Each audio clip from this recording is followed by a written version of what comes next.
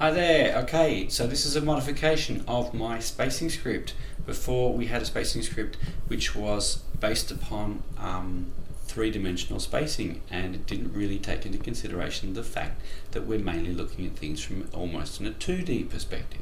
So based upon some of the feedback I got, I've split it up now so that it does both horizontal and vertical spacing. So that's from the point of view of the page, not the three-dimensional sense. So there is no a third dimension here. It's entirely two-dimensional, as if it was actually a drawing. So now that also means that that will change depending upon the angle I look at it with the camera. So if I select this and choose my spacing thing again, it changes the spacing based upon the angle of inspection. So here we change it, here it changes again in a slightly different way. So say for example we were looking at it with the ball coming along the page, you get a tighter spacing. Across the page the spacing changes, and every single angle we look at it gives you a slightly different spacing. So that's something interesting for you to look at. So there we've got some interesting variations in the way that spaces across the page. Okay. So let me know what you think about that.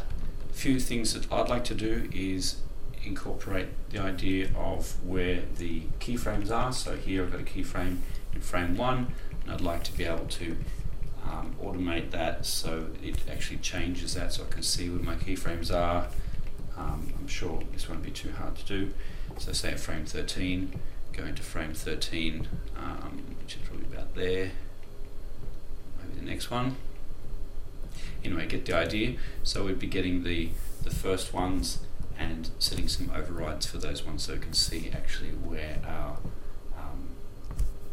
and I got this idea looking at the lecture today from Eric Goldberg, which is kind of the same sort of idea. We're kind of going backwards. We're starting from a 3D animation and going back to a 2D planning, spacing, timing diagram. So anyway, there are a few of the things I feel like doing, maybe perhaps even changing the color of this middle line here so that it's not quite so boring and Maya colored. So a few things that I might look into doing, but just let me know what you think, and if you like it, please let me know. I'd appreciate your feedback, and I'd also appreciate feedback on my animation. If you have a moment, that'd be really great. So take care, and I'll talk to you soon. Bye bye.